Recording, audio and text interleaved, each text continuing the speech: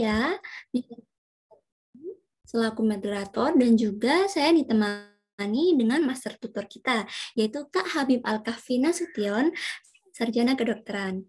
Kak Habib ini merupakan lulusan cum laude dari Universitas Sumatera Utara. Nah, beliau ini juga merupakan mahasiswa berprestasi ya Kak dari Fakultas Kedokteran USU. Kemudian kita sapa terlebih dahulu ya Kak Habib. Halo Kak Habib, Assalamualaikum Kak. Assalamualaikum. Gimana Kak kabarnya? Alhamdulillah baik, semangat. Oke, sinyal cuaca di sana gimana Kak? Lancar? Baru selesai hujan nih sebenarnya. Cuman harus semangat. Ya, tapi tetap semangat ya teman-teman, juga pasti semangat nih untuk ikutan kelas sore hari ini. Oke, sebelum kita mulai ke materinya nih ya Kak, aku mau nyapa teman-teman dulu nih. Teman-teman, aku mau kenalin teman-teman ke Academy. Jadi mungkin ada beberapa teman-teman yang belum kenal Academy. Itu slide Kak. Oke, Academy merupakan platform nomor 1 penunjang belajar dan juga bimbingan karir bagi mahasiswa kedokteran umum dan juga kedokteran gigi. Kemudian, nggak cuma bimbingan belajar aja ya, ada bimbingan karir tentunya dengan harga yang terjangkau. Dan kalian bisa akses Academy ini kelasnya di mana saja dan kapan saja. Oke, bicara mengenai angka nih, slide terhitung dari Juli tahun 2020 sampai bulan Desember ini, Academy tuh udah bantu banyak banget mahasiswa dari FK maupun FKG, sekitar 17 ribuan pengguna dari 30 lebih institusi kedokteran maupun kedokteran gigi yang tersebar di seluruh Indonesia loh. Oh iya, aku mau ingetin buat kalian ini, teman-teman Umabadi, jangan lupa supaya kalian dapat informasi paling up to date dari Academy, kalian bisa follow sosial media kita nih, mulai dari Instagram, TikTok, YouTube, LinkedIn, kemudian Telegram, dan juga Twitter, supaya kalian nggak ketinggalan info ter-up to date dan juga informasi seperti free class gitu. Oke, agenda hari ini kita ada 2 ya teman-teman. Yang pertama kita belajar tentang materi dasar farmakokinetik dan juga farmakodinamik, dan agenda kita yang kedua ada sesi tanya jawab. Oke. Sebelum masuk ke materi nih, alangkah baiknya kita berdoa terlebih dahulu ya teman-teman sebelum mulai kelas. Baik, berdoa menurut agama dan kepercayaan masing-masing. Berdoa, saya persilahkan.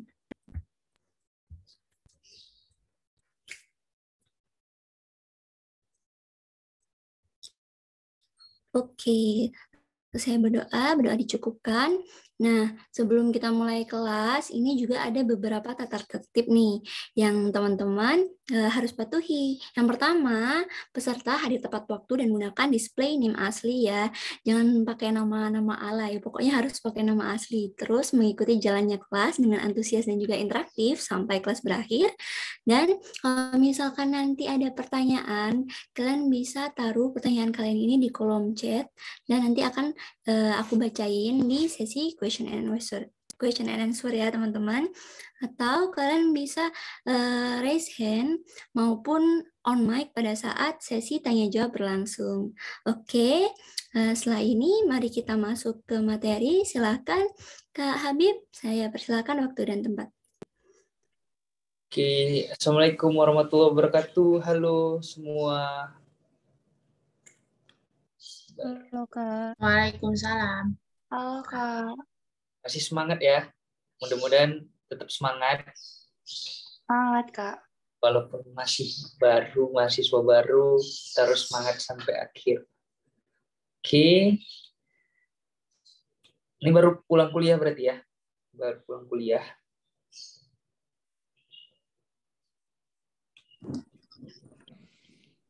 Oke.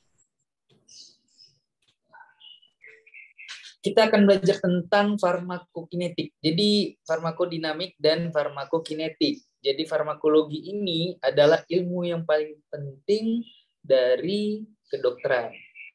Ketika kalian sudah mempelajari anatomi, sudah mempelajari yang lainnya, farmakodinamik dan farmakokinetik, kalian kalau udah tahu diagnosa penyakitnya, kalian obat apa-apa. Apa kita tahu obatnya. Jadi istilahnya kalau kalian ke apotek terdekat, terkadang orang apotek itu lebih tahu dari kita. Jangan sampai seperti itu. Jangan sampai seperti itu. Jadi inilah basic-basic pembeda antara kita sama orang apoteker, ya. Oke.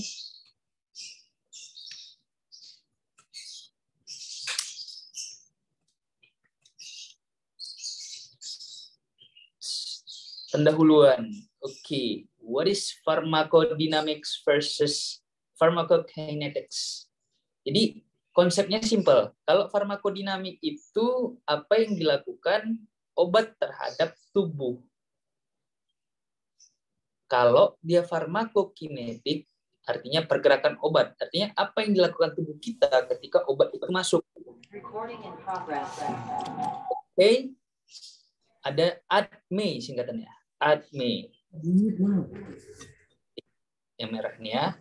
Ada absorpsi, distribusi, metabolisme atau biotransformasi, dan eliminasi. Tuh, absorpsi. Ini kita lihat ada obat patch. Nih. Ternyata obat itu ada macam-macam, teman-teman. Nggak cuma obat yang kita telan saja. Nggak cuma obat yang infus saja. Ternyata patch juga ada. Distribusi. Ini kakak kasih gambaran sedikit. Distribusi itu adalah bagaimana obat itu tersebar. Dan dia masuk ke jaringan targetnya. Tersebar. Nggak harus ke target ya. Dan juga kalau selanjutnya metabolisme. Metabolisme atau biotransformasi adalah reaksi obat ketika bertemu dengan enzim. Ini ada obat, jumpa enzim, maka berubahlah strukturnya. Bisa obatnya itu semakin aktif atau obatnya tidak aktif. Lalu setelah obat menjadi tidak aktif, tidak dipakai lagi, maka dia akan dieliminasi atau ekskresi. Oke. Ini konsep dasar yang akan mempermudah kalian. Jadi dinamika, farmakokinetik, kinetics, pergerakan obat, dinamika, berarti apa yang dilakukan obat itu terhadap tubuh kita, apa yang respon tubuh kita terhadap obat ini. Bisa jadi misalnya ada obat tekanan darahnya semakin turun gitu. Itu ya konsepnya. Kita bahas dulu farmakokinetik. Farmakokinetik itu adalah studi farmakologi yang mempelajari apa yang dilakukan obat terhadap tubuh. Apa yang dilakukan tubuh terhadap obat. Nah, apa saja yang bakal dipelajari? Ada absorpsi, distribusi, metabolisme, atau biotransformasi. Ada yang bilang metabolisme, ada yang bilang biotransformasi. Kalau metabolisme, kan metabolisme itu enggak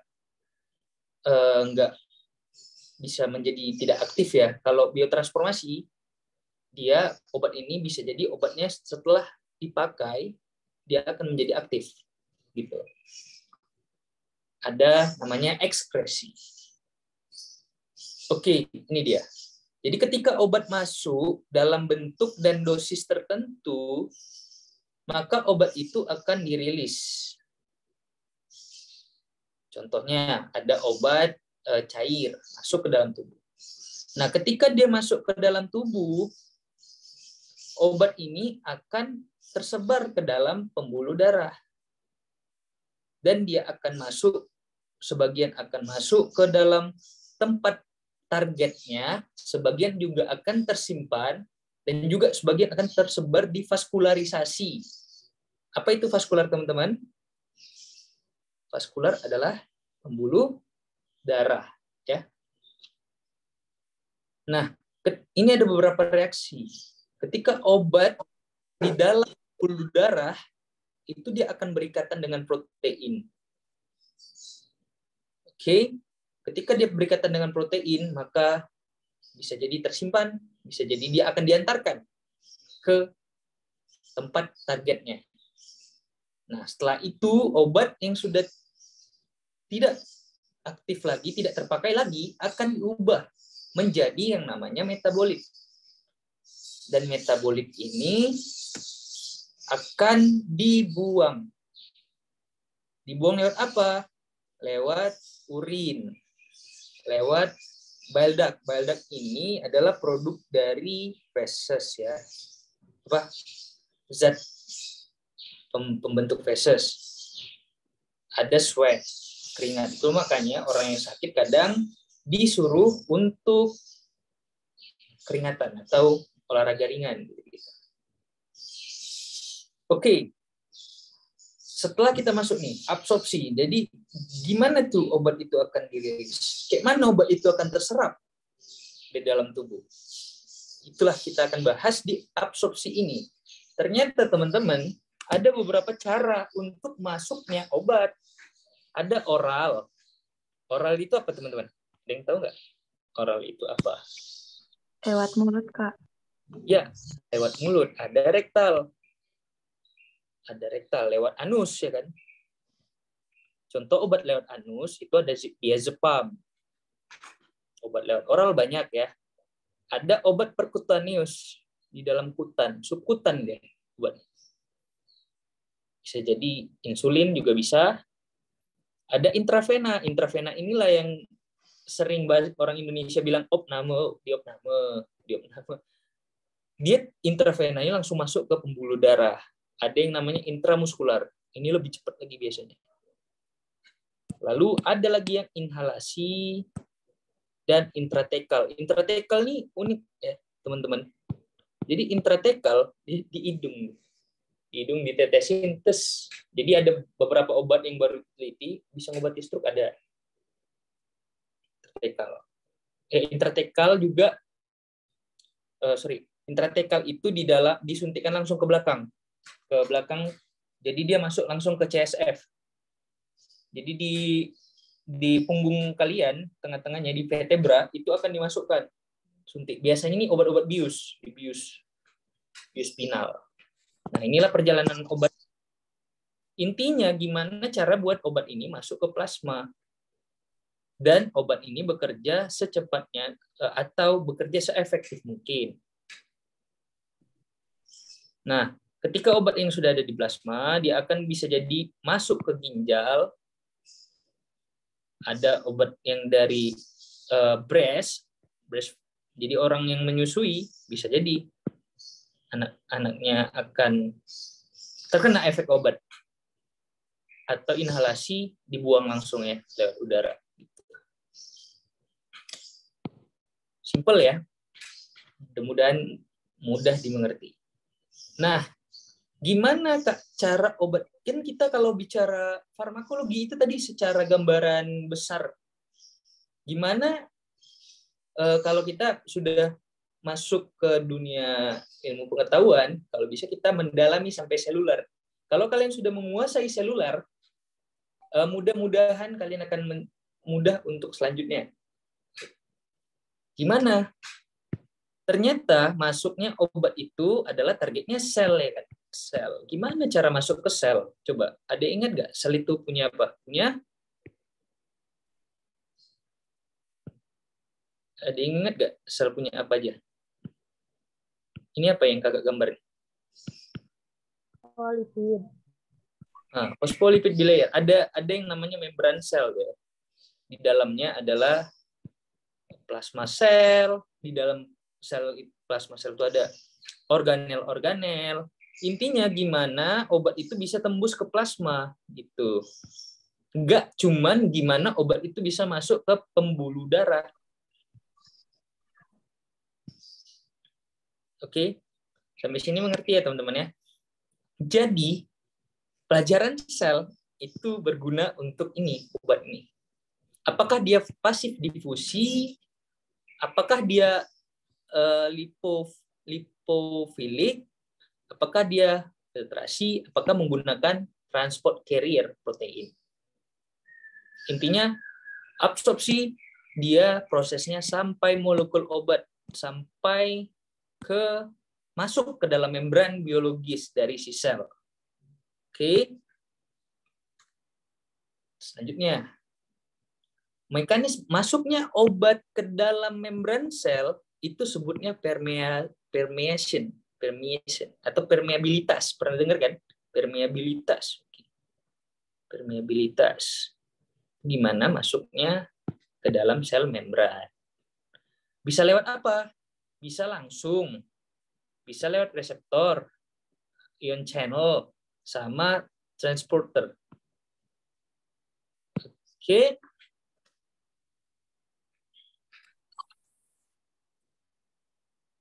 Ada 3 mekanisme permeation.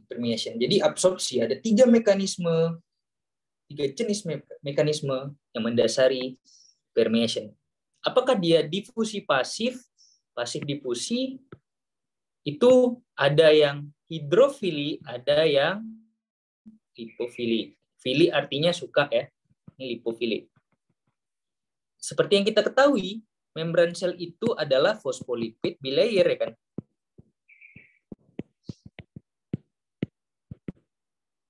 Jadi ketika fosfolipid bilayer karena tengahnya lipid, maka kira-kira hidrofili atau lipofili yang langsung masuk ke dalam sel. Hidrofili atau lipofili yang langsung masuk ke dalam sel, teman-teman, kira-kira. Hidrofilik. Lipofilik. Lipofilik. Ada yang bilang hidro, ada yang bilang lipo. Oke, ini kakak jelasin konsepnya ya. Oke, jadi fosfolipid bilayer ini fosfat, ini lipid. Jadi kan kebanyakan lipid nih, ini membran kan yang bersusun, kan? Ya kan? Nah, maka logikanya kalau dia ada yang larut lemak atau lipofili atau suka lemak, ya kan bahasanya, dia akan langsung masuk ke dalam sel tanpa bantuan apapun. Oke. Ada yang namanya larut air atau hidrofilik. Kalau hidrofilik dia masuknya ke pori-pori, teman-teman. Jadi yang larut lemak itu itulah yang bisa masuk ke dalam bebas berenang di dalam sel kita. Ini harus diingat sampai kita tua nanti ya. Yang larut lemak itu contohnya apa? Steroid kan? Ingat nggak steroid? Pokoknya segala jenis yang ada lemaknya itu bebas masuk ke dalam sel. Kalau larut air tidak. Karena tadi konsep sel membrannya terbentuk dari fosfolipid. Oke, difusi pasif. Nanti kakak jelasin satu-satu. Difusi pasif ada 2 jenis. Hidrofilik, lipofilik. Ada carrier mediated. Carrier ini protein. Protein membantu masuknya. Nih. Lalu ada yang sifatnya transport aktif, ada yang difusi terfasilitasi. Oke, mungkin sebagian kita bingung ya, apa difusi pasif, apa difusi terfasilitasi. Nanti kakak akan jelaskan. Selanjutnya ada pinositosis. Pinositosis terdiri dari ada eksositosis dan endositosis. Biasanya kalau pinositosis ini molekulnya besar-besar. Tuh ya. Kita lanjutkan.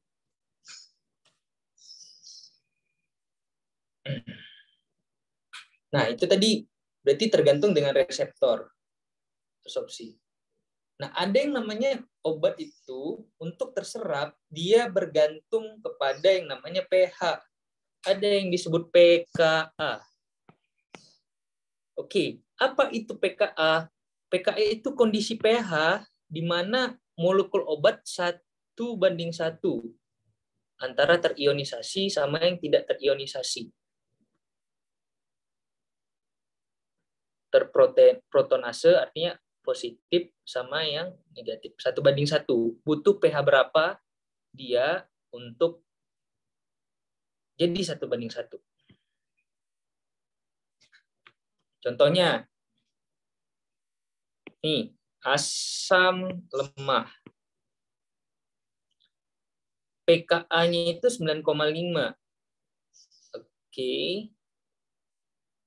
Artinya dia butuh pH yang 9,5 untuk dia menjadi soluble atau terprotease. Jumlah yang terionisasi sama yang tidak terionisasi butuh pH 9,5 untuk si paracetamol. Oke. Itu basa lemah. Ada yang basa asam lemah, basa lemah. Basa lemah lebih banyak ya, teman-teman. Itulah contohnya. Ada yang 3, asam salisilat. Dia butuh pH 3 untuk membuat obat ini menjadi seperti itu. Nah, jadi pKa itu dia kalau semakin tinggi pKa-nya, maka dia akan lebih soluble dan lebih berion. Maka ketika obat sudah berion menjadi ion, maka konsentrasi akan bertambah, bisa jadi. Atau dia akan lebih larut. Oke. Seperti itu konsep pKa. Oke, tadi ya, ini difusi simple difusi. Simple difusi terbagi menjadi difusi lipid sama difusi aqueous atau larut air larut lemak. Nah, kalau dari difusi lipid dia freedom concept. Artinya kalau dia larut lemak, dia bisa bebas masuk, bahkan dia bisa langsung ke otak gitu. Kalau dia larut air, dia harus molekulnya harus kecil dan dia juga lewat pori-pori itu. Kadang lewat pori-pori deh. Oke. Selanjutnya ada carrier mediated transport. Jadi butuh carrier obatnya. Lokasi yang paling sering di ginjal, di traktus biliar, di hati ya kan. Ada di blood-brain barrier, di otak, dan traktus gastrointestinal. Tipenya ada 2. Ada transport aktif sama difusi terfasilitasi. Apakah perbedaan dari transport aktif dan difusi terfasilitasi? Nah, intinya kalau carrier itu adalah protein transmembran. Trans itu artinya menembus. Jadi kalau seandainya ada di sini fosfolipid, nah di sini akan ada protein transmembran. Nah, dia menembus membran protein. Inilah protein transmembran ya. Oke. Transport aktif sama difusi terfasilitasi, apa perbedaannya, Kak? Oke, Kakak jelasin. Nah, tadi ya konsepnya kalau difusi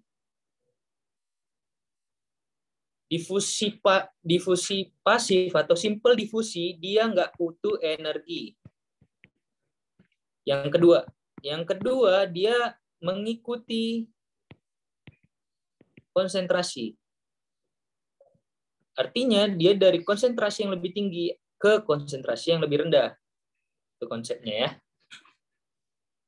Tidak butuh energi, tidak butuh. Dia tergantung dengan konsentrasi obat. Jadi, nah, sedangkan si transport aktif itu dia butuh energi, butuh protein. Dia melawan gradien konsentrasi. Konsentrasi itu ibaratnya nih, Kakak bandingin. Ini ada 2 sub, konsentrasinya 2 istilahnya. Ini ada 5. Nah, konsentrasinya kira-kira yang A atau yang B yang lebih tinggi gitu konsepnya. Yang A ya. Yang A kan? Oke. Dia konsepnya ketika konsentrasi yang A lebih tinggi, dia akan masuk obatnya. Itu kalau difusi pasif. Kalau transport aktif, yang bawah ini lebih banyak nih konsentrasinya. Cuman obat mau masuk.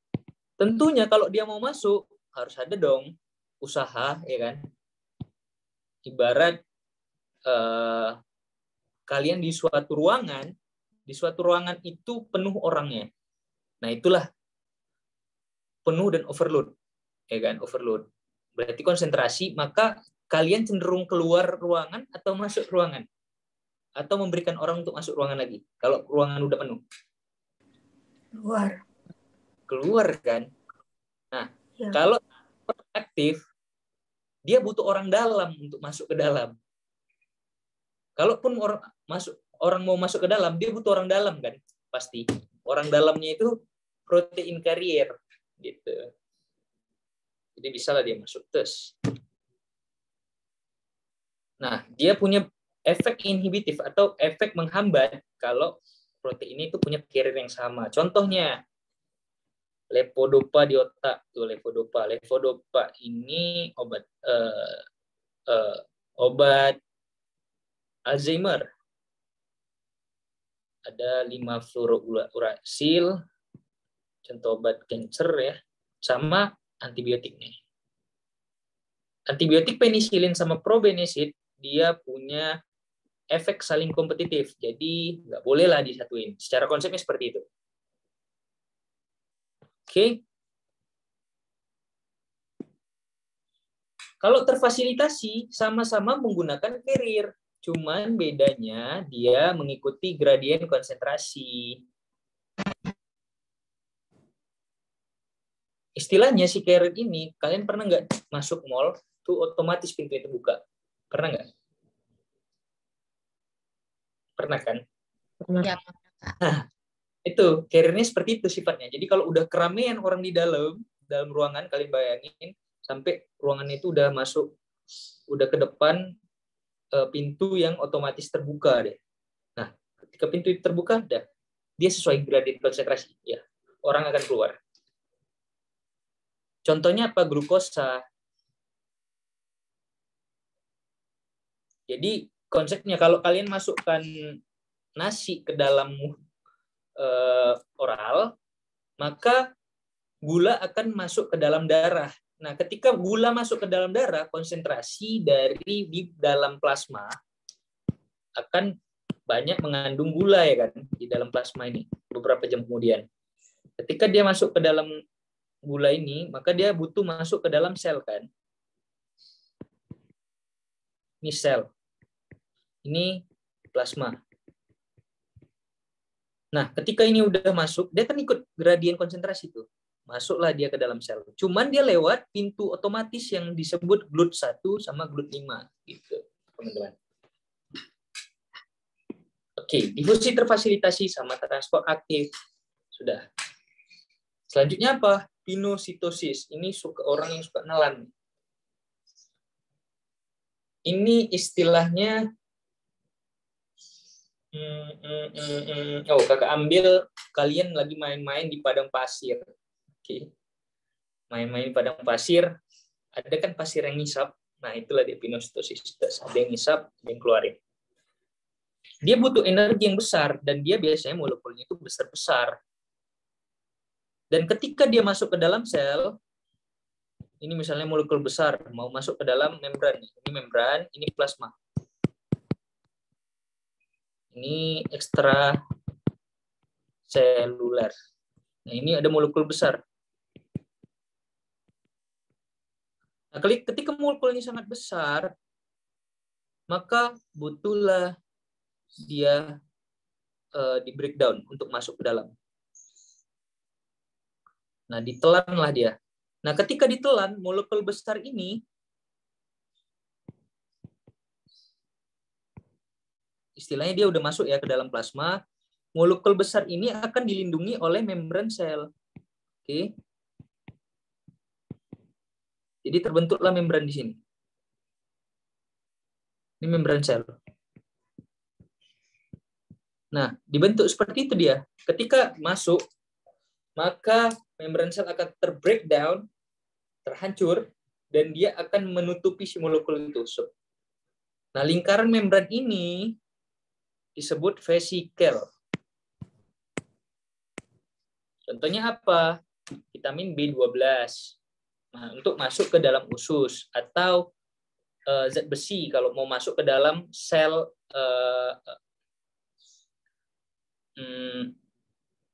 sel spine atau eksositosis keluarnya neurotransmitter ke dalam klef sinaptik. Tuh contohnya. Ini contohnya. Ini adalah molekul besar dan dia akan masuk ke dalam sel. Ketika dia masuk, dia akan terlindungi akan membentuk membran juga pinggirnya. Inilah yang disebut vesikel. Oke. Nah, jadi itulah tentang absorpsi obat. Jadi setelah absorpsi obat itu adalah mekanisme seluler ya, absorpsi. Jadi apa aja sih yang mempengaruhi absorpsi obat? Yang pertama tentunya ukuran molekul. Maka ukuran molekul yang semakin kecil akan semakin mudah untuk masuk ke dalam sel. Jadi obat itu kalau bisa sesimpel mungkin. Atau larut lemak atau tidak larut lemak. Jadi kalau dia larut lemak, dia akan mudah dan cepat masuk ke dalam sel. Atau pH, derajat ionisasinya. Karena ion itu sangat berpengaruh untuk mempengaruhi konsentrasi. Atau bentuk dan dosis. Dan bahan kimia penyusunnya. Bisa jadi garam, kristal, sulfat, ukuran partikel, atau obat yang kelarutan obat dan konsentrasi. Dan juga ini faktor dari obatnya sendiri. Kalau di tubuh kita, apa yang mempengaruhi obat itu cepat terserap? Pertama, tekanan darah. Semakin tinggi tekanan darah kita, obat akan terabsorpsi lebih cepat. Dan semakin luas permukaan dari sel target, apakah itu sel usus, apakah itu sel otak, semakin luas penampaknya, maka akan semakin mudah terserap. Nah, ketika obat masuk diabsorpsi, maka kan logikanya kalau akan muncul pertanyaan kan kalau dia secara oral, apakah berpengaruh ketika obat itu kita masukkan sebelum makan atau setelah makan, apakah berpengaruh? Ternyata efek makanan terhadap absorpsi obat ada 5. Pertama, ada yang dia stabilitas, jadi dia akan menyebabkan asam di dalam lambung. Contohnya apa? Eritromisin. Oke. Yang kedua, dia obatnya butuh lingkungan asam. Contohnya apa? Itraconazole, carbamazepine. Itraconazole, obat jamur, carbamazepine, obat kejang. Atau obatnya absorpsinya itu dibantu oleh lemak. Contohnya tacrolimus. Atau dia terikat dengan fiber. Kalau kita makan fiber, digoxin, obat aritmia. Ya.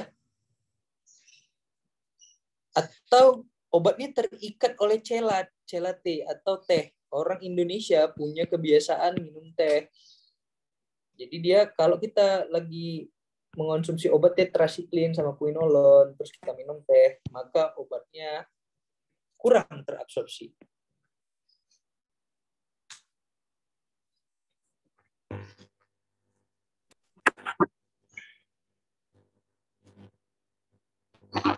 Oke, kita masuk ke distribusi. Tadi itu adalah absorpsi. Kita masuk ke distribusi. Apa itu distribusi, Kak? Jadi distribusi, teman-teman, adalah jalan obat pada kompartemen atau ruangan di dalam jaringan tubuh melewati membran kapiler.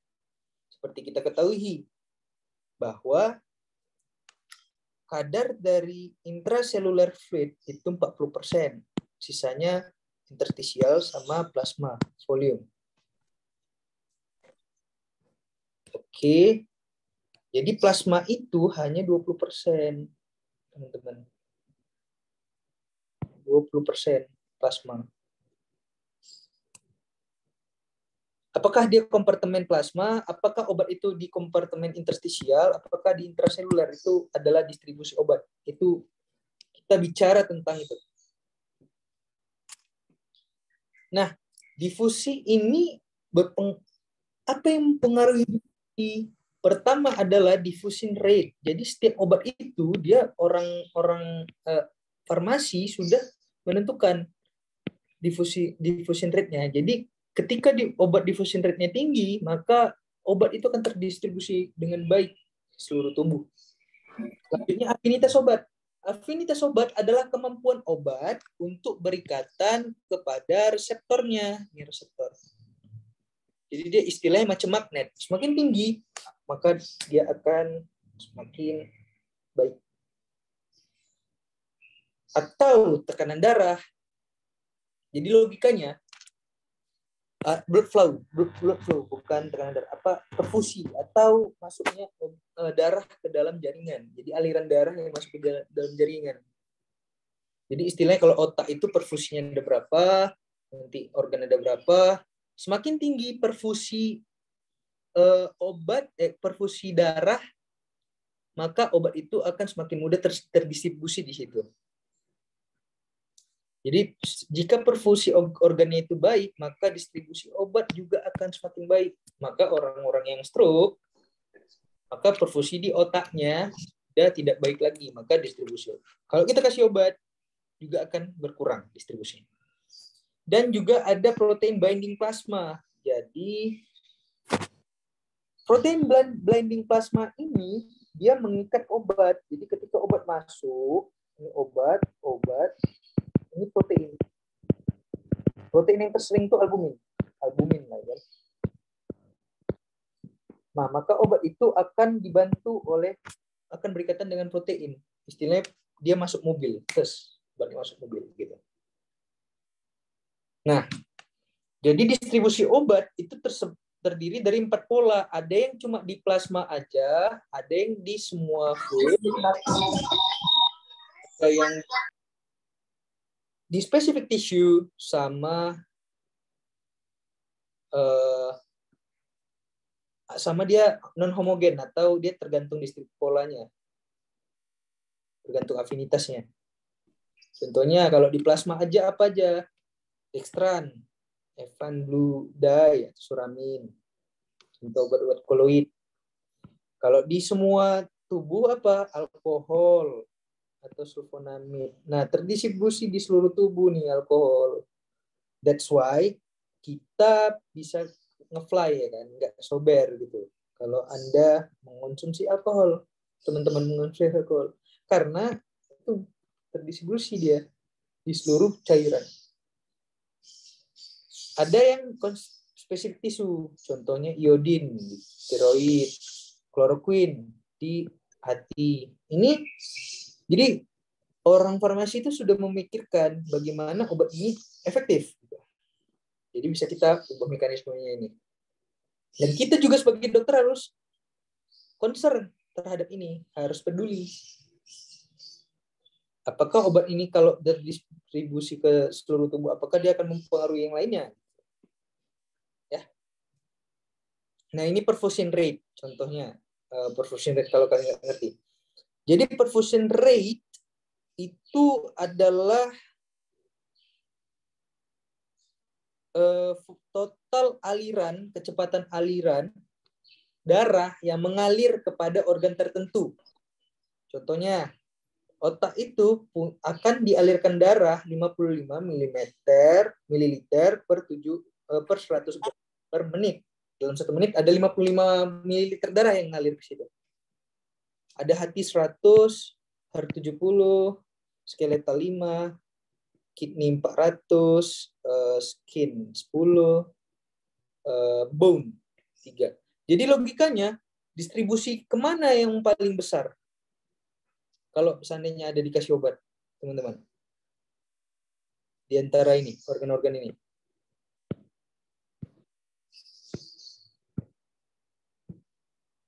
Liver ke hati, Kak.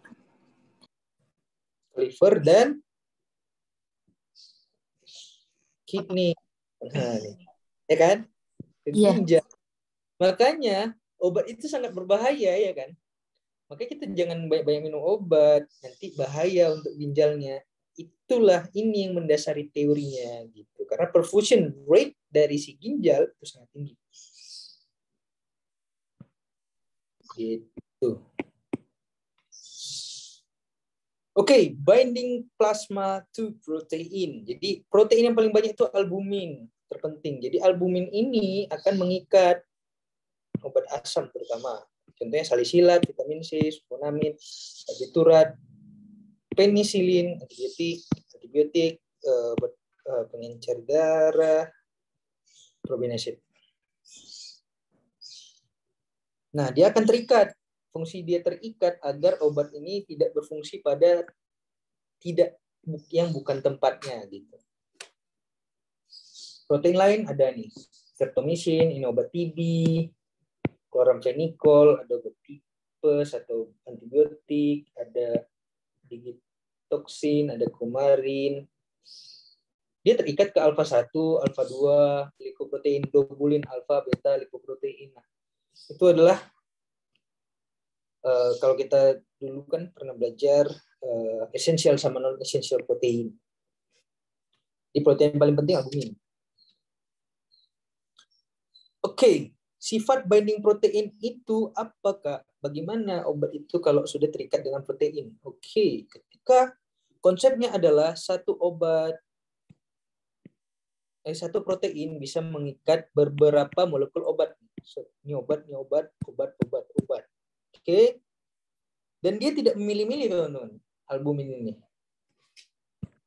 Apa aja obat masuk, dia akan terikat ke albumin. Dan juga dia reversible tentunya, ya kan. Bisa keluar, bisa masuk lagi. Maka dia kalau udah sampai ke target organ yang afinitasnya tinggi, dia akan lepas. Dan konsepnya hanya obat yang nggak terikat protein yang bisa masuk ke kapiler.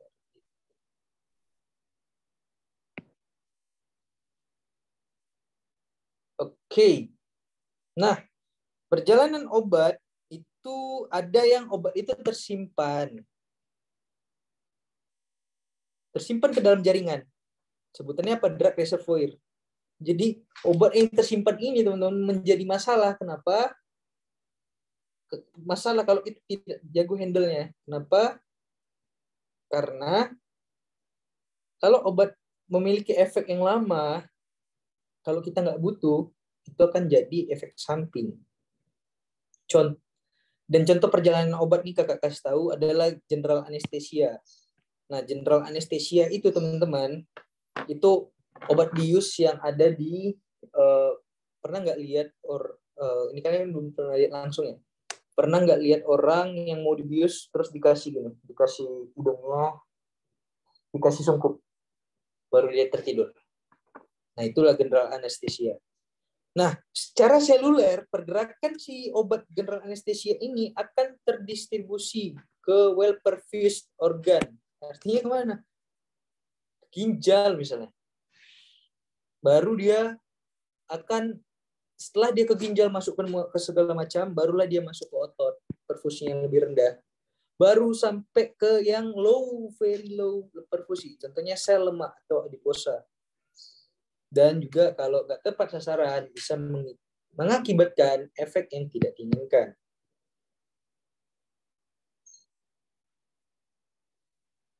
Oke, kita bicara perjalanan obat ke sel saraf itu gimana? Perjalanan obat ke sel saraf itu harus lewat namanya BBB, bukan bintang biasa. Bukan. Blood-brain barrier.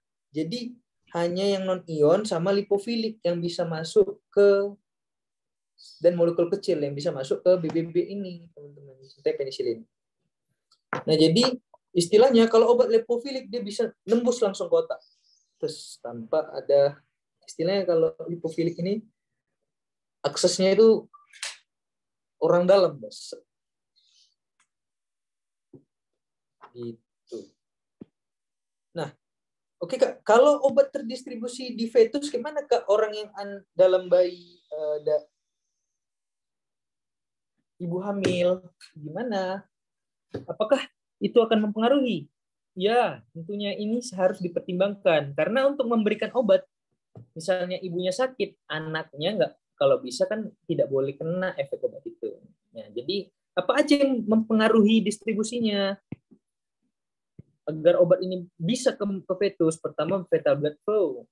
Jadi itulah kenapa orang yang preeklamsia atau hipertensi pada kehamilan itu memiliki fetal blood flow yang lebih tinggi. Nah, itu akan berbahaya kalau kita masukin obat yang tidak tepat. Atau ukuran obatnya juga pertimbangkan. Atau lipidnya juga. Lipid ya kan. Berarti lipid sangat pengaruh ya. Atau ion trapping. Perlu kita ketahui bahwa pH fetal itu 7,0, lebih asam. Kalau maternal ya 7,4. Jadi asam lemah tadi cenderung masuk ke fetus. Karena asam lemah dia akan semakin mudah masuk ke dalam fetus. Oke, distribusi sudah selesai. Kita masuk ke metabolisme atau biotransformasi, teman-teman. Jadi apa itu biotransformasi? Perubahan struktur obat yang diakibatkan oleh enzim. Produknya disebut metabolit. Metabolit ada metabolit aktif sama metabolit inaktif. Lokasi metabolisme itu di mana, Kak? Ada di hati, the most common. Paling sering, generally, di hati. Ada yang di paru-paru, ginjal, gastrointestinal, plasenta, kelenjar adrenal, kulit, dan saraf. Di mana ada enzim, di situ ada metabolisme. Oke. Enzim itu apa? Enzim itu protein juga. Protein yang fungsinya memecah atau mengubah struktur. Oke. Ini juga kalian harus tahu ya. Apa itu prodrug? Pernah dengar nggak tentang prodrug? Belum, Kak. Belum, Kak. Nah, tadi kan seharusnya ya, obat yang terdistribusi, dia akan lengket ke reseptor kan, menimbulkan efek. Baru dia setelah nggak terpakai lagi, dia masuk ke hati misalnya, untuk di metabolisme, agar dia jadi metabolit zat yang akan dibuang. Kalau prodrug ini vice versa dia, sebaliknya. Obatnya ini awal-awal dia fungsinya kalau kita telan, obatnya ini nggak bereaksi. Tapi kalau udah di hati misalnya, dia semakin aktif. Jadi fungsi yang diharapkan dia masuk dulu, diubah dulu struktur obatnya, baru dia bekerja. Paham kan kira-kira kan prodrug? Paham. Nah, contohnya kortison, teman-teman. Kortison ini obat steroid. Nah, kortison ternyata adalah prodrug. Jadi ketika dia udah masuk ke hati, dia menjadi hidrokortison. Bahkan dia memiliki efek yang lebih tinggi lagi. Gitu. Atau obat fibrat. Atau levodopa tadi. Levodopa ini semua ini teman-teman, bentuk ini nggak punya fungsi kalau dalam tubuh kita. Istilahnya secara farmakodinamik, ini kan kita bicara farmakokinetik kan, dia secara farmakodinamik tidak punya efek.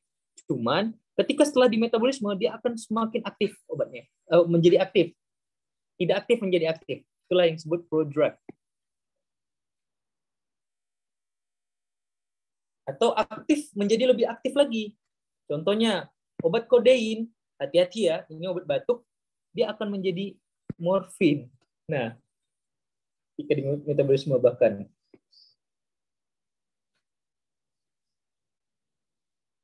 Atau ini obat jantung, nitrogliserin, menjadi nitrik oxide. Nitrik oxide itu apa fungsinya? Untuk melebarkan pembuluh darah. Ya.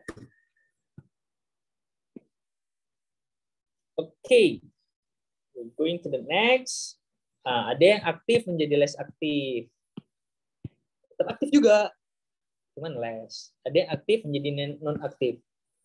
Metabolit aktif menjadi non-aktif. Inilah dia. Yang akan dibuang.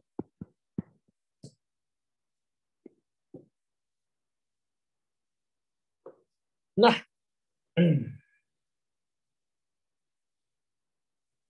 ada juga beberapa obat itu akan menginduksi enzim, teman-teman. Atau substansi yang menginduksi enzim. Contohnya apa? Ketika orang merokok, maka dia akan menginduksi enzim ini. Maka ketika orang yang merokok, dia akan menginduksi enzim ini. Ketika enzim itu terinduksi, maka obat akan mudah terbuang, maka efeknya lebih cepat, atau efeknya kurang dari yang diharapkan. Itu orang yang merokok, atau barbecue, atau phenytoin.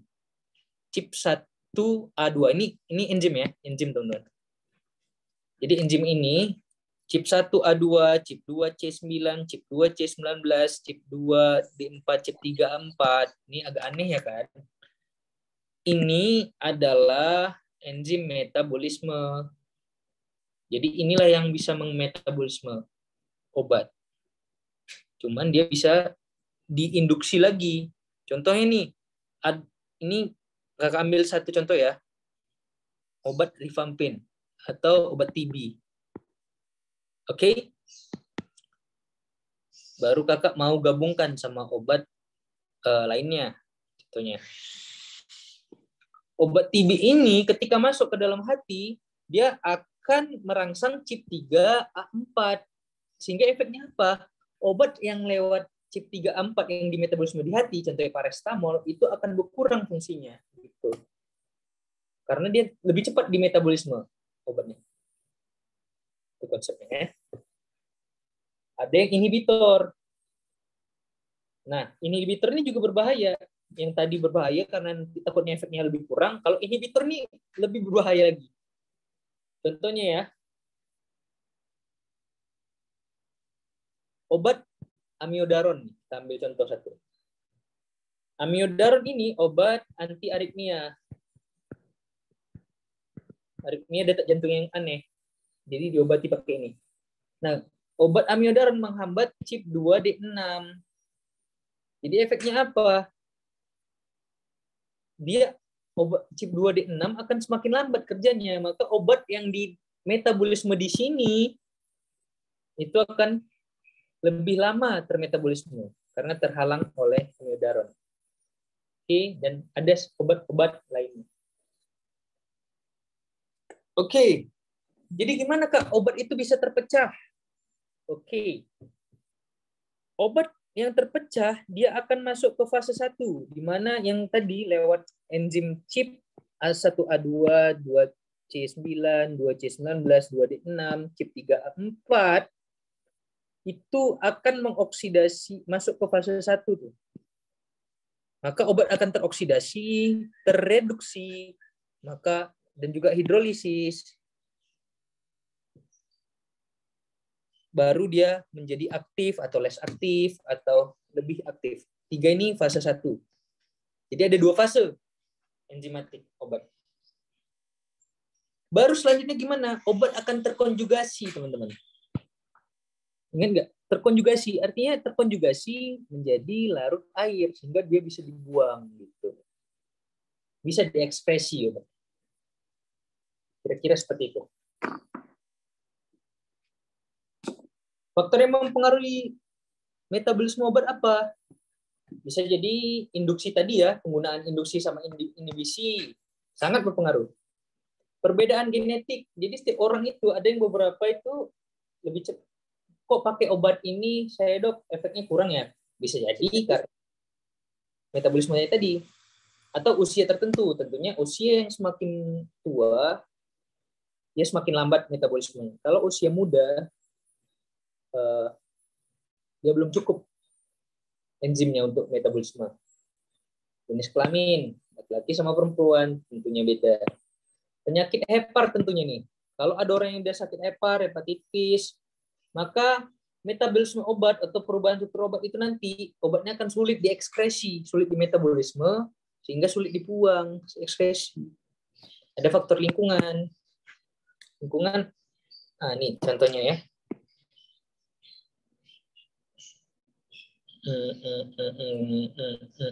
Nih, anak bayi CYP 450-nya masih belum cukup. Kalau orang tua, CYP kerjanya yang lambat. Cukup tapi kerjanya yang lambat. Kalau penyakit hepar, rusak. Ini kalau genetik, beberapa genetik ada beberapa orang yang dikasih obat tertentu, dia efeknya kurang. Contohnya obat tekanan darah, beta blocker. Untuk chip 2D6 di polimorfisme, maka dia beta blockernya ini akan sulit di metabolisme. Gitu. Atau ada faktor lingkungan, contohnya apa? Polutan. Untuk polutan apa? Insektisida, poliklor, klorin, atau polisiklik hidrokarbon yang ada di rokok. Itu sangat-sangat berpengaruh. Dan juga diet kita, teman-teman. Jenis makanan. Buah kol atau cauliflower sama sayur kol dan sayur cabbage. Ini mirip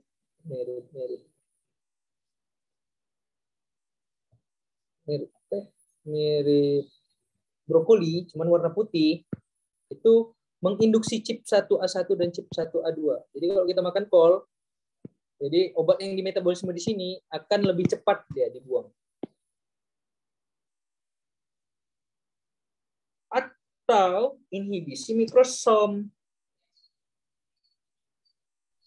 Yang melambat tadi kan menginduksi, ini obat yang memperlambat. Contohnya jus apel ya, jus apel itu bisa menghambat chip 3A4 atau karbon monoksida tuh yang ada di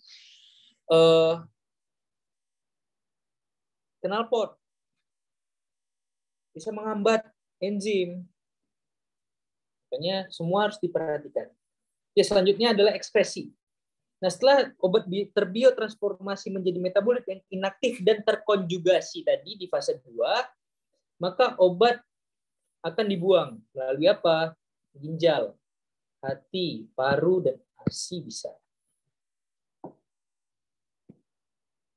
Dan lewat paru, gasnya, kalau lewat paru, dia simpel difusi aja. Jadi ketika obat asma dibuang, ditahan. Makanya obat asma itu tahan dulu. Tahan berapa detik, baru buang. Kalau dihirup baru dibuang, maka obatnya akan terbuang, terekspirasi. Gitu. Maka dia tahan dulu. Biar obatnya terdifusi, maka dibuang. Atau lewat ASI. ASI juga simple pasif tadi. Bisa lipofilik atau hidrofilik. Obat ASI itu lebih asam dari plasma. Jadi obat itu cenderung pindahnya itu ke ASI. Yang tadi lebih asam. Dan juga ada di hati. Di hati punya enterohepatic recycling. Intinya obat yang sudah termetabolisme tadi kan, dia akan terkonjugasi di hati. Ketika konjugasi di hati, dia akan masuk ke intestin dan keluar lewat BAB.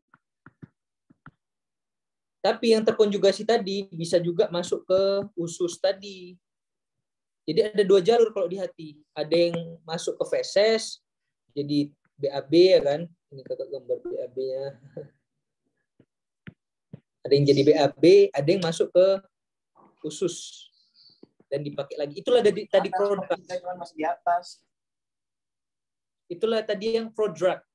Jadi ketika dia udah terkonjugasi, dia masuk diabsorpsi lagi ke intestinal dan masuk ke darah lagi dan obatnya menjadi aktif. Itu prodrug tadi. Selanjutnya adalah 3 hal sekresi tubular. Kalau ginjal tentunya ada namanya reabsorpsi, ada namanya sekresi tubular. Kalau sekresi tubular ada 3 yang penting. Sekresi tubular itu di proksimal tubul ya. Di ginjal itu ada proksimal tubulus. Baru mekanismenya transport aktif, teman-teman. Jadi ginjal itu transport aktif. Kenapa transport aktif? Karena beberapa ya, ginjal ini kan dia perfusinya tinggi ya. Kadar perfusinya tinggi. Jadi dia bisa kapan aja berubah konsentrasinya. Makanya dia butuh transport aktif. Dan di tubular itu lebih baik efisiensi daripada glomerular. Kalau sekresi tubular. Ada tubular reabsorpsi. Terjadi di distal tubulus, dia mekanismenya simple difusi. Oke. Itu tadi untuk farmakokinetik. Jadi kayak mana obat merespon tubuh? Itu tadi ADME. ADME. Oke. Sekarang we're gonna talk about farmakodinamik.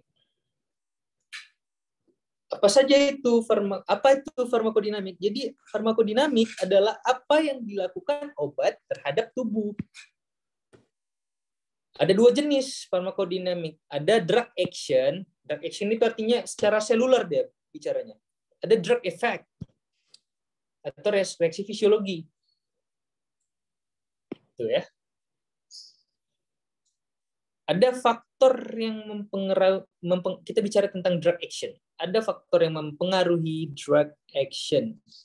Ternyata tadi kan, distribusi obat sangat berpengaruh untuk drug action. Makanya kakak tadi ada mention dikit tentang efek obat. Sangat berpengaruh. Absorpsi, dari dia mulai masuk obatnya, absorpsi sangat berpengaruh. Reseptor, kalau di dalam farmakodinamik, reseptornya, apakah obatnya ini berikatan dengan reseptor dengan efektif, atau reseptor ini mengaktifasi sel signaling dan menjadi respon fisiologis. Jadi ketika obat masuk, diabsorpsi, terdistribusi, maka dia akan masuk ke reseptor. Ketika reseptor terikat dan akhirnya menimbulkan respon fisiologi.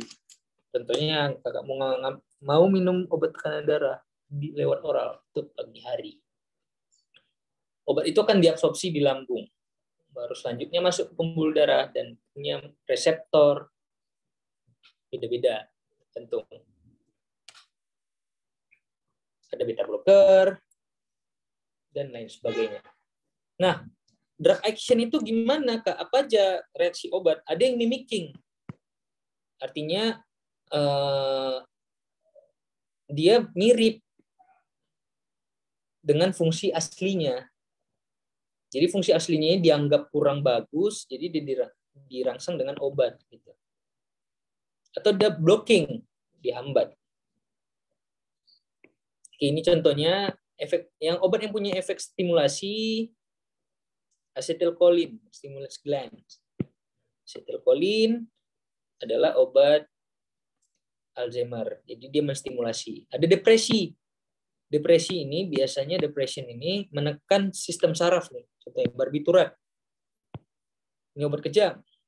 Atau obat yang irritation. Atau bisa jadi membuat kita lebih marah gitu. Capsaicin, contohnya cabai ya. Kalau kita kan makan cabai cenderung bawaannya mau marah gitu ya. Atau replacement atau fungsi mengganti insulin. Langsung kita kasih insulin. Kita ganti aja fungsinya langsung. Atau bakterisidal. Obat yang punya efek untuk membunuh bakteri. Atau antibiotik atau anti-cancer dan lain sebagainya. Faktor yang mempengaruhi aksi obat apa, Kak? Tentunya umur. Makanya pada anak-anak itu dosisnya beda pada orang dewasa. Dan juga body weight juga sangat mempengaruhi. Jadi kalau berat badan kita tinggi, sangat-sangat obese, maka dosisnya juga akan lebih besar dari yang seharusnya.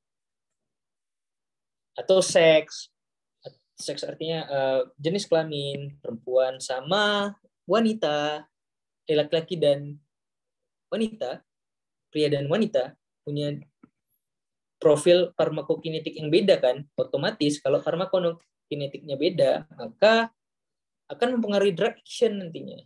Atau orang yang kita Kaukasian atau Negro, Asian kita Kaukasian, Negro, punya efek yang berbeda-beda. Genetik, rute contohnya IV, obat yang IV, obat yang infus opname, sama obat yang minum, efeknya pasti berbeda. Atau orang yang punya sakit ginjal sama sakit hati, itu harus dipertimbangkan karena obat tadi di metabolisme dan diekspresi di situ. Kalau sudah rusak ginjalnya sangat berbahaya ya kan, obatnya nggak bisa dibuang. Jadi obatnya mau lari kemana kalau nggak bisa dibuang? Tetap, maka keracunan obat. Toleransi. Dan toleransi ini konsepnya adalah ketika kita udah minum obat dengan dosis tertentu, contohnya ada orang pengguna narkoba, awal-awal dia cuma pakai 1 gram, lama-lama akan jadi terus meningkat jadi 100 gram. Gitulah konsep toleransi. Ada drug resistant. Ketika dia sudah toleransi, maka bisa jadi drug resistant. Dia udah nggak bisa lagi, reseptornya itu nggak punya efek lagi. Nah, obat itu kan tadi berikatan dengan reseptor ya, untuk menghasilkan action tertentu. Dia akan terikat di beberapa membran. Ada membran protein. Reseptornya ada yang letaknya di membran, ada yang di neurotransmitter. Contohnya kalau yang membran spinning protein, continuous series amino acid loop, atau ligannya di antara coil sama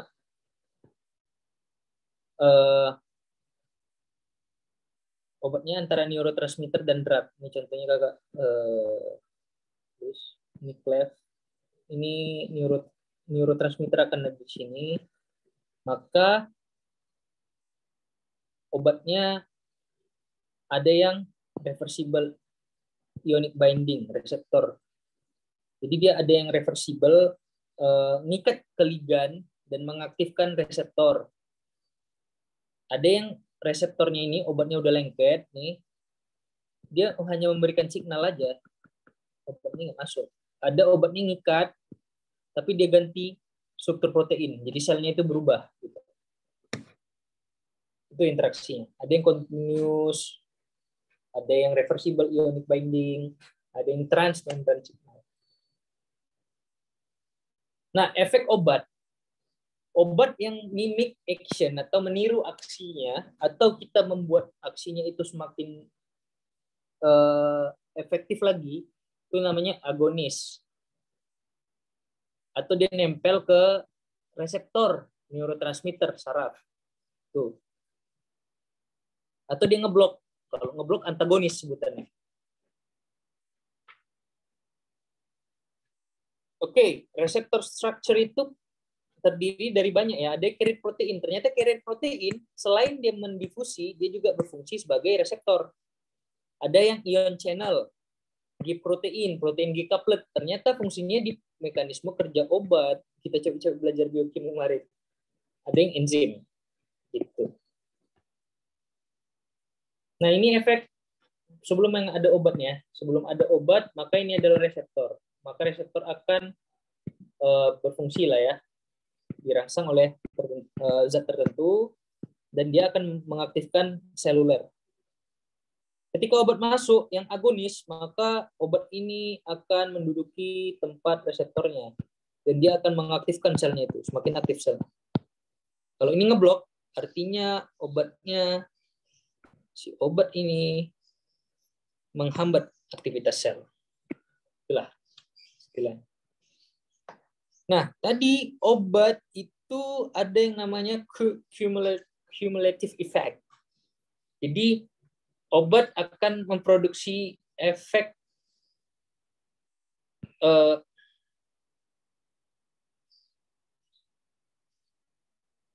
jadi istilahnya obat awal-awal dia dikasih obat, belum ada reseptornya.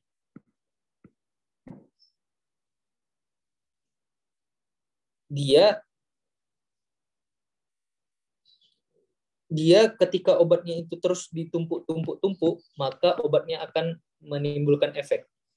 Nah, jadi emang pemakaian pertama, contohnya obat depresi itu pertama kali pakai nggak punya efek, tapi dia tetap tersimpan di dalam tubuh dan dia semakin lama akan menimbulkan efek gitu.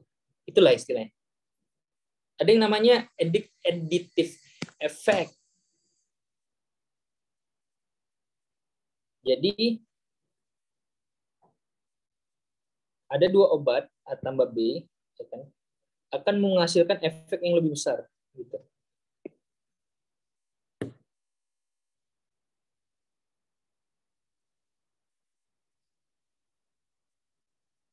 Ada yang namanya sinergis. Obatnya itu obat A sama atau obat B akan mengakibatkan efek yang 2 kali lipat.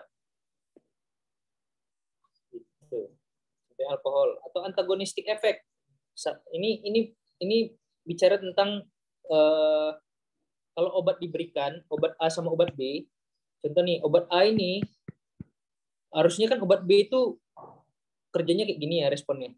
Karena ditambah obat A dia jadi meningkat kerjanya. Obat si B-nya itu namanya cumulative effect. Addictive effect dia saling menambah. Jadi obat A sama obat B punya respon yang saling meningkatkan. Dia mirip sinergis, tapi sinergis dia efeknya jadi 2 kali lipat. Misalnya efektivitasnya 1 kali, ini jadi 2 kali gitu. Ketika obatnya digabung. Contohnya di sini alkohol dan obat lainnya. Ada obat yang punya antagonis. Jadi ketika obat A dipakai, maka mereka akan punya efek yang saling ada, misalnya obat B yang bisa lebih turun atau obat A yang lebih turun. Gitu. Oke, reseptor obat itu harus punya spesifisitas. Artinya dia harus spesifik bekerjanya. Contohnya metamfetamin sama amfetamin, itu beda ya. Atau ada beberapa obat itu yang bekerja di beberapa reseptor. Contohnya obat antidepresi. Dia kalau dia kerjanya di mulut, dia bisa mengakibatkan mulut kering. Kalau di kepala dia bisa ketenangan, atau di mata dia bisa jadi mata kabur. Itu harus dipertimbangkan. Nah, obat itu punya potensi sama efikasi. Oke, potensi. Obat itu poten. Apa itu obat potensi? Dan apa itu efikasi? Kalau efikasi itu adalah efek keefektifan sebuah obat.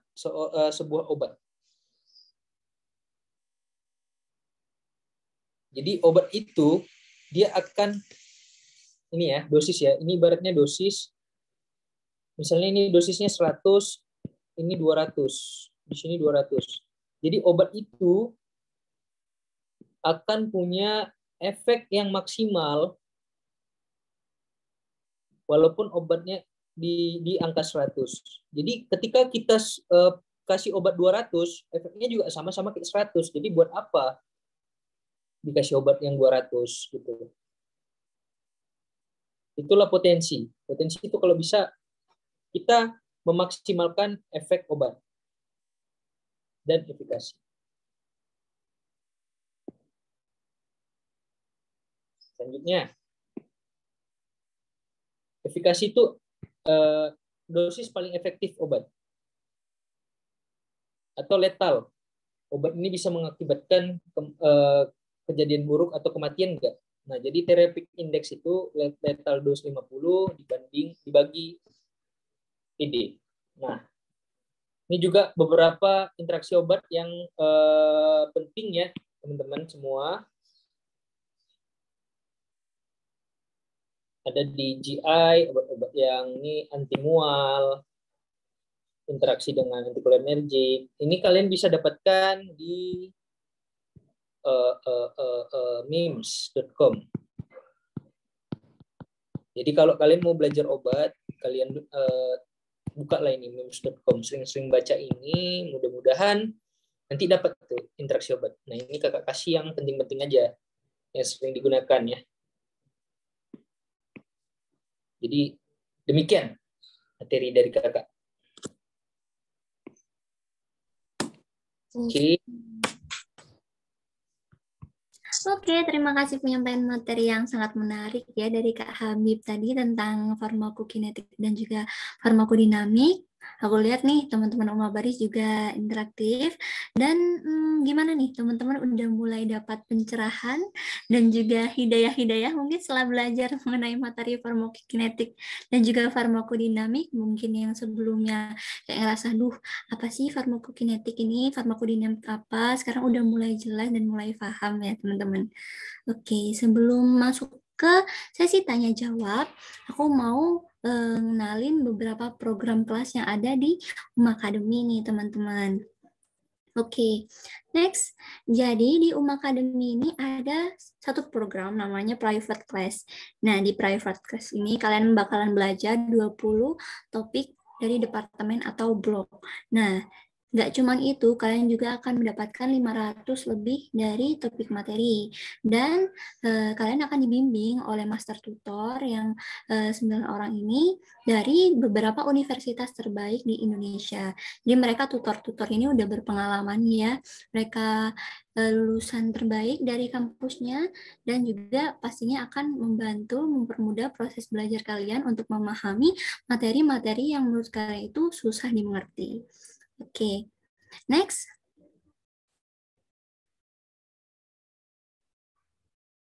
Nah, ini ada beberapa pilihan atau kategori dari kelas private class ini ya.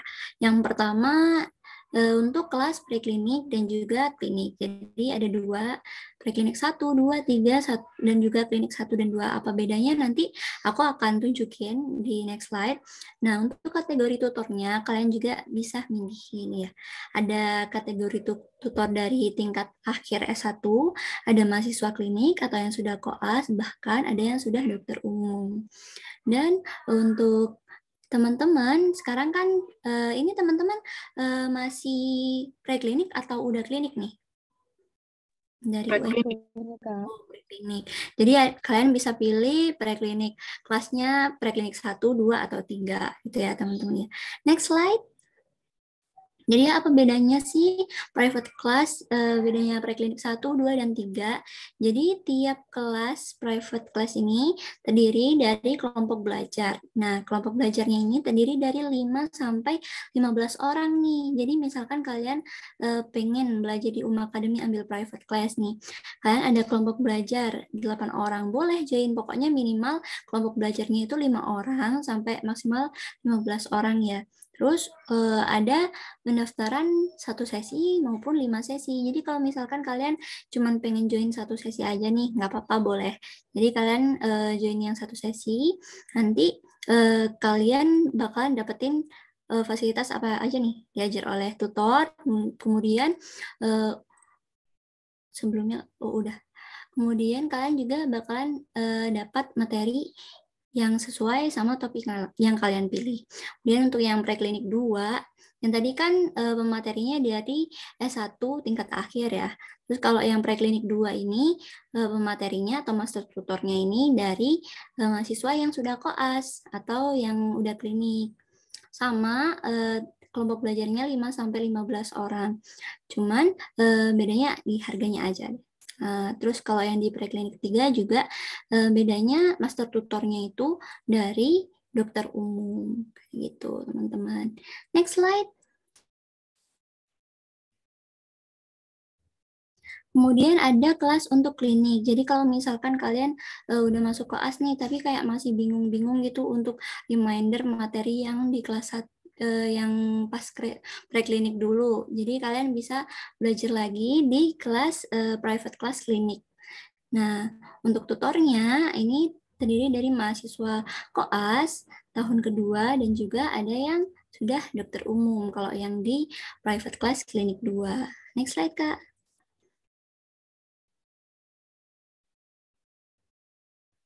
Oke, next slide. Ini udah.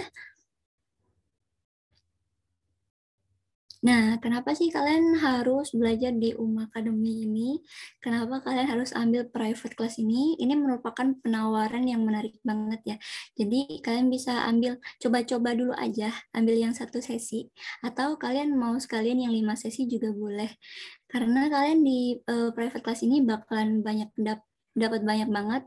Nah, salah satunya tutornya presentatif dan juga berkualitas dari lulusan PTN favorit dan juga mereka lulusan terbaik gitu ya. Kemudian modul pembelajarannya lengkap, kalian bisa dapat modulnya, jadi nggak cuman dapat materinya aja, kalian ngikutin kelasnya, tapi ada materi modulnya yang kalian dapatin. Terus ada pre dan post test untuk setiap pertemuan kelas, jadi kalian bisa tahu nih kira-kira soal-soal materi tentang farmakokinetik, farmakodinamik tuh soal-soalnya kayak gimana, terus di materi yang lain kayak gimana, terus kamu juga bisa belajar kapan aja, di mana aja, karena aksesnya online gitu ya. Next. Nah, terus kalau misalkan nih Kak, aku udah minat nih, pengen join private kelasnya Uma, gimana sih caranya? Yang pertama ya, kalian bikin kelompok belajar terlebih dahulu, pokoknya minimal 5 orang, maksimal 15 orang, boleh angkatannya sama, boleh beda, lalu kalian hubungi nomor WA Mindi, jadi bisa di nomor WA Mindi 1 atau Mindi 2, terus kalian pilih paket kelasnya, mau preklinik 1, 2, atau 3, terus kalian mau 1 sesi atau 5 sesi, lalu lakukan pembayaran lewat transfer atau e-wallet. Oke, next slide. Oke, akhir kata, belajar lebih mudah bersama Academy. Oke, sip. Selanjutnya kita akan masuk ke sesi tanya jawab ya. Buat teman-teman yang punya pertanyaan nih, kalian bisa kirim di kolom chat. Ini udah ada beberapa yang masuk di aku bacain dulu ya Kak Habib. Pertanyaan pertama nih Kak. Izin bertanya Kak, dari Kak Tabina, dampak penggunaan obat dosis tinggi untuk sakit yang ringan yang bertujuan untuk mempercepat penyembuhan atau tidak ingin menunggu proses penyembuhan yang lama. Yang obatnya ini dikonsumsi terus-menerus, apakah akan berakibat fatal? Terima kasih, Kak. Tadi kita bicara tentang efikasi dos. Jadi obat itu punya dosis yang maksimal, istilahnya dosis yang tertentu untuk menghasilkan efektivitas yang maksimal. Jadi percuma kalau kita nambahkan dosis, tapi ini kakak gambarkan ya. Contohnya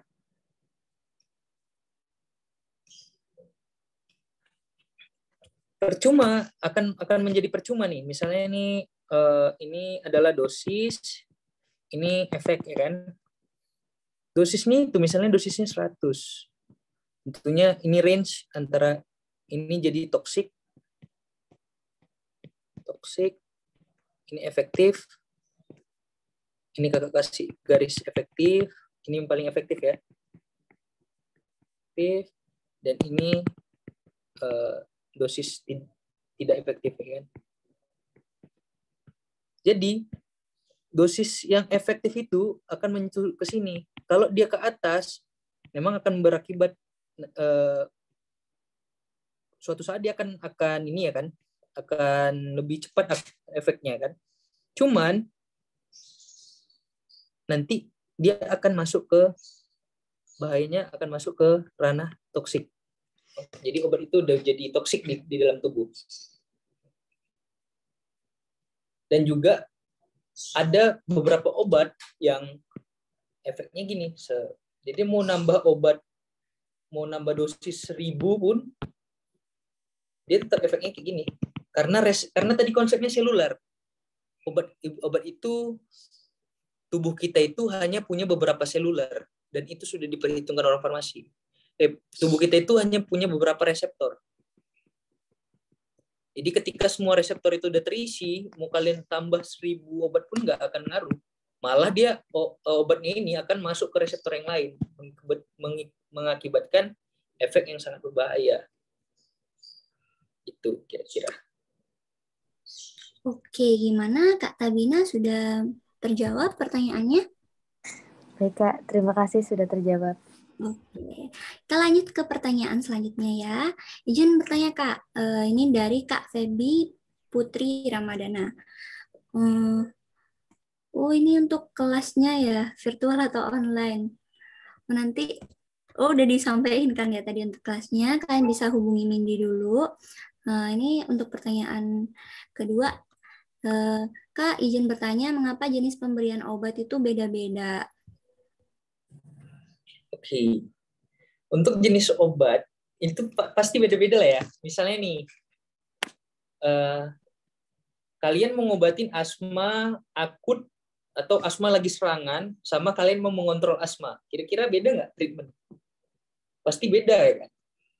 Kalau dia asmanya serangannya tiba-tiba susah, pasti kita butuh dosis tercepat untuk membuka dilatornya, membuka paru-parunya, apa namanya, alveolusnya. Jadi obatnya lebih baik kita pakai inhalasi. Contoh lagi, orang yang tipus, kenapa harus diinfus? Oke, kan tekanan darahnya udah turun. Tekanan darah turun, jadi kita butuh diinfus tuh. Butuh masuk intravena. Atau kenapa obat kejang itu ada yang direktal, di bokong bahkan ya kan? Karena atau di bawah, kalau obat jantung di bawah lidah, karena daerah dekat jantung. Kalau direktal, karena rektal itu ada namanya obat sublingual, suppositoria, itu akan dimasukkan dan dia akan terserap cepat ke pembuluh darah. Dan aksesnya juga mudah, nggak perlu disuntik-suntik kan. Orang kejang kok disuntik-suntik, ya udah di rektal aja lah. Seperti itu. Kira-kira mengerti? Mengerti, Kak. Terima kasih. Oke, ini lumayan banyak nih Kak yang bertanya dari selanjutnya dari Nanda Amira ya. Bagaimana asap rokok, kol, dan beberapa contoh lainnya hanya dapat menyerang enzim tertentu nih Kak Habib? Sebenarnya kan kalau ini based on research ya. Rokok itu punya kandungan lebih dari 1000 zat aktif dan juga beberapa yang sudah diteliti itu mengakibatkan merusak, tadi menghambat enzim tertentu karena sudah ada penelitiannya. Dari mana asal penelitian itu? Tentunya ketika ada orang mau meneliti, tentunya tes dulu nih. Kenapa ya orang yang merokok itu obat ini kurang efektif ya sama perokok? Oke, baru dari situ masuklah pemikiran sama orang farmasi untuk diteliti zat apa ternyata. Jadi sebenarnya studi itu, studi in vivo, ya kan, studi seluler itu based on research. Jadi dilihat efeknya, risetnya itu gimana. Dibuat dulu rancangan, apakah teorinya seperti ini, dibuktikan secara riset. Secara riset masih itu yang berpengaruh. Kira gimana? Terjawab, Kak. Masih. Oke, kita lanjut ke pertanyaan berikutnya ya teman-teman. Assalamualaikum Kak, dari Raida Hanifa, bagaimana sih suatu obat bisa menimbulkan efek samping terhadap tubuh? Oke, pertanyaannya menarik sekali ya. Gimana obat bisa mengakibatkan efek samping? Ya. Jadi bicara tadi lagi obat. Oke, ini sel. Ini kakak katakan ini adalah sel, ya kan? Ini obat. Ini di dalam sel. Ini intrasel ya. Intrasel. Intrasel pasti ada reseptor. Atau reseptornya boleh di sini. Ini kakak misalkan adalah sel ginjal. Di sini ada sel otak, contohnya kan. Jadi, bagaimana obat itu bisa mengakibatkan efek samping? Jadi sebenarnya tadi reseptor itu, konsep reseptor. Jadi reseptor yang ada reseptor yang ada di sel ginjal juga ada di sel otak misalnya. Sama-sama untuk membuka pembuluh darah. Jadi otomatis logikanya dia punya kesamaan reseptor. Jadi obatnya akan masuk kan tadi, masuk mengikat reseptor sini. Cuman kalau obat tadi kan punya konsep distribusi tadi, farmakokinetik. Dia akan menyebar kan. Nggak cuma hanya di ginjal. Di otak juga. Nah, ketika dia di otak juga punya reseptor yang sama dengan yang di ginjal, itu akan mengakibatkan efek sampingnya. Karena mirip. Itu. Jadi kalau kalian mau tahu spesifiknya, kalian harus banyak baca fisiologi. Gitu. Contohnya nih, ACE inhibitor. ACE inhibitor itu reseptornya di mana aja sih, Kak? ACE inhibitor, obat-obat contohnya captopril, ya kan? Nah, captopril ini punya reseptor di pembuluh darah. Satu. Yang kedua, dia juga punya reseptor di bagian adrenal. Yang ketiga, dia juga punya reseptor di paru-paru. Makanya orang yang captopril sering batuk-batuk. Nah, gitu. Kalian harus mendalami lagi mengenai obatnya itu. Kerjanya itu gimana sih? Atau fisiologi kalian dikuatin. Gitu. Apakah bisa menjawab? Ya, terjawab, Kak. Makasih, Kak. Oke, selanjutnya ada pertanyaan dari Kak Syafa Taskia nih, Kak Habib. Izin bertanya, Kak, bagaimana alur mekanisme obat dalam menghambat pathway nyeri? Dan bagaimana hubungan antara prostaglandin, noniseptor, dan COX-2 inhibitor? Terima kasih. Menghambat pathway nyeri, ya kan? Bagaimana hubungan antara prostaglandin, nociceptor, sama COX-2 inhibitor? Oke, pathway nyeri itu gimana? Itu dulu kita pertanyaannya.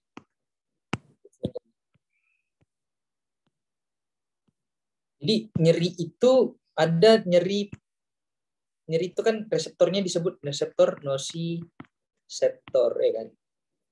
Reseptor nyeri misalnya ada di otot atau di kulit lah ya kita. Atau nyeri apa ya? Kita dari sini aja dulu.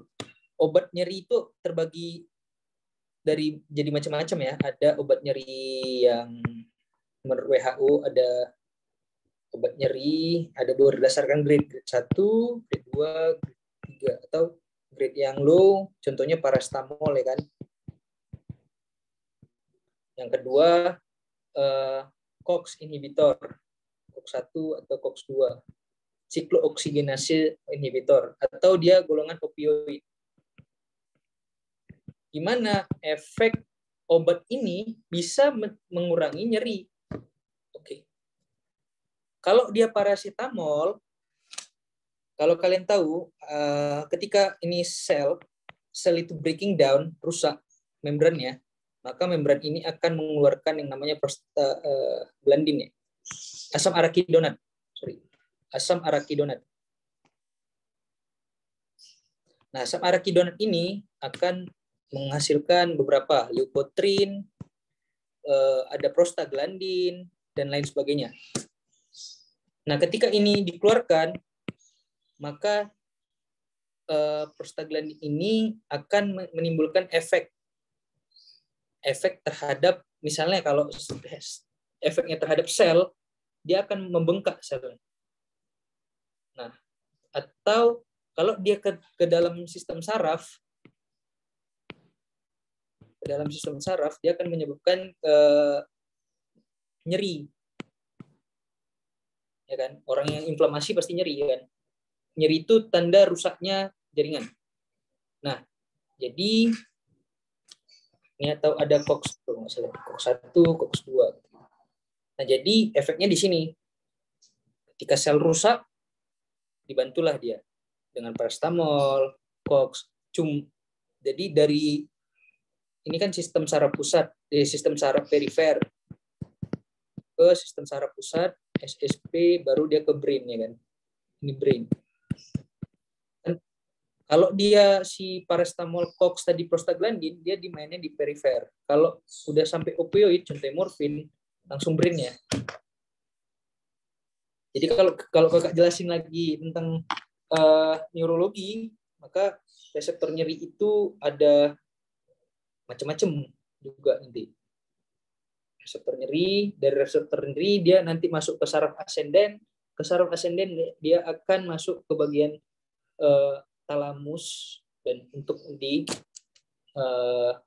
bagian somatosensorik untuk dipersepsikan. Jadi kerjanya untuk menghambat zat inflamasi. Kayak gitulah kira-kira kerjanya. Jadi terjawab. Baik, terima kasih Kak atas penjelasannya. Tambahan lagi, ini kan dia inflamasi ya, ini mekanisme inflamasi. Mekanisme inflamasi adalah arachidonat, antiprostaglandin, COX-1, COX-2, dan itu akan menghasilkan KDRT. Kalor itu panas, dolor, nyeri, rubor kemerahan, tumor bengkak, sama berkurangnya fungsi. Nah, di nyerinya ini yang akan manipulasi. Oke. Baik, terima kasih Kak. Oke, sama-sama. Oke, ini sepertinya pertanyaan terakhir ya Kak Hamidya dari Kak Sinta Sarmila mengenai simpel difusi. Perbedaan dari difusi lipid dan difusi aqueous gimana ya Kak? Oke. Difusi lipid sama difusi aqueous itu sama-sama punya divisi lipid. Mereka punya persamaan. Cuman perbedaan mereka apa? Oke. Kalau dia aqueous, biasanya dia molekulnya kecil-kecil. Sama lewat pori. Lewat pori-pori membran sel gitu. Kalau dia lipid dia langsung masuk bebas. Dia free masuk. Kalau aqueous atau hidrofilik, dia masuk ke pori-pori dulu. Jadi, ketika obat ada masuk aqueous, dia sebagian akan terdifusi, sebagian akan transport aktif. Oke, jadi bagian-bagian yang kecil-kecil lewat pori-pori itu akan terdifusi sesuai gradien. Cuman obat yang besar, dia akan dibantu sama protein. Kira gitu. Apakah bisa menjawab? Bisa, Kak. Terima kasih ya, Kak. Iya, sama-sama. Oke, kali ini sesi tanya jawabnya udah selesai ya teman-teman. Kita lanjut ke sesi berikutnya, yaitu ke sesi Mentimeter. Kak Aprita boleh minta tolong share screen Kak Mentimeternya?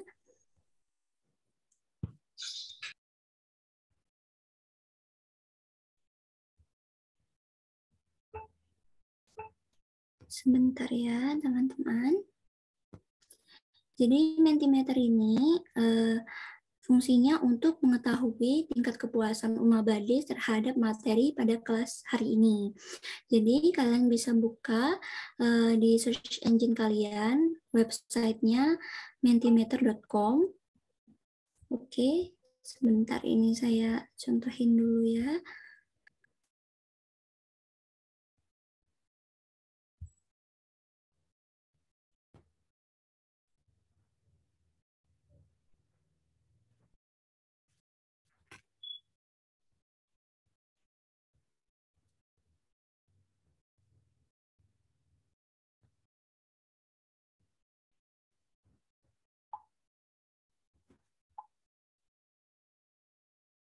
Belum muncul ya Kak ya. Sebentar.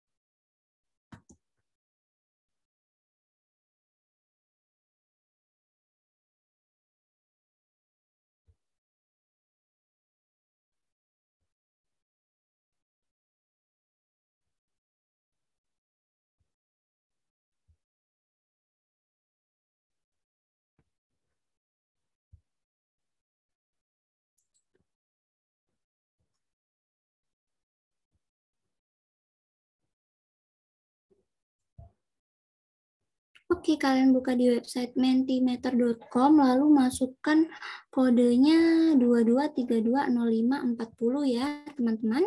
Sambil menunggu Mentimeter, kita foto bersama terlebih dahulu.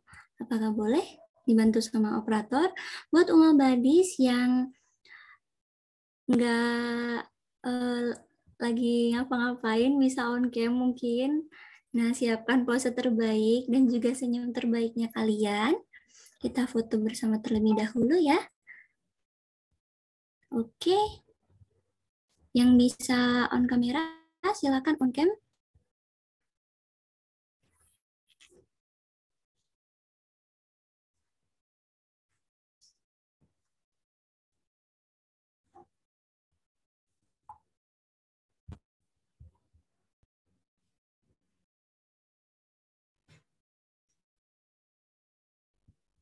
Oke, sip. Dari slide pertama terlebih dahulu ya. 1, 2, 3. Lanjut, slide yang kedua. 1, 2, 3.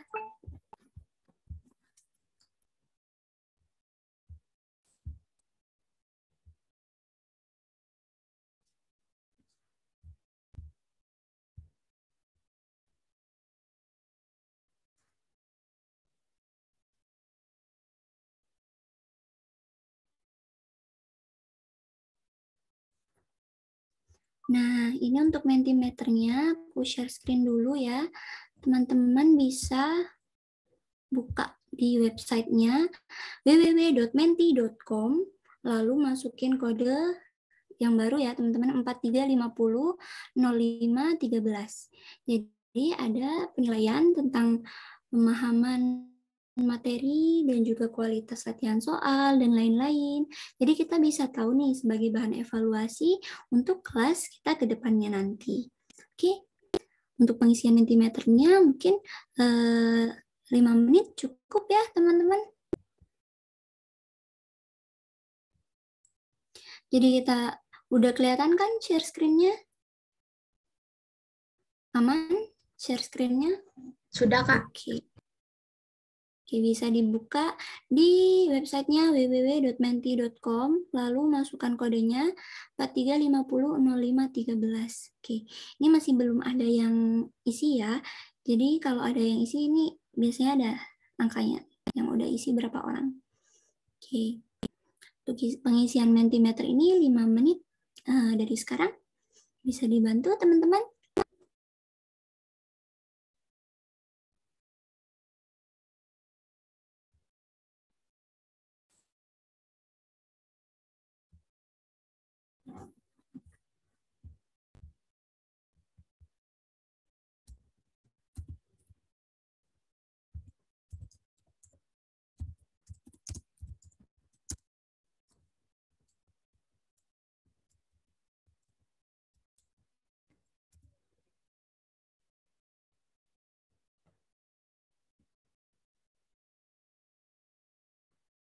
Oke, sudah lumayan nih, 12 orang. 4 menit lagi, kita tunggu ya. 16, oke.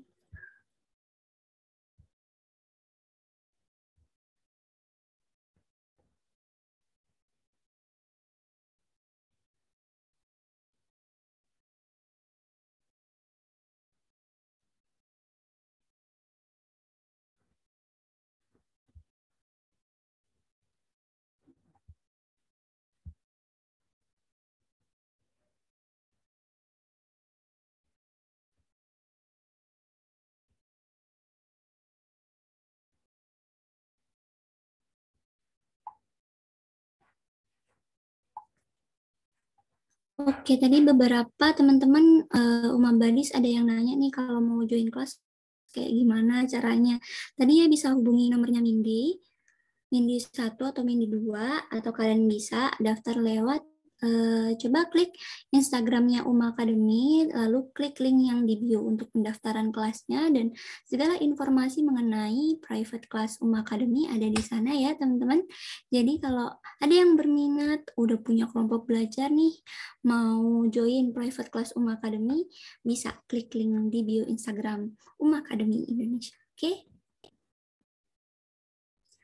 Oke teman-teman.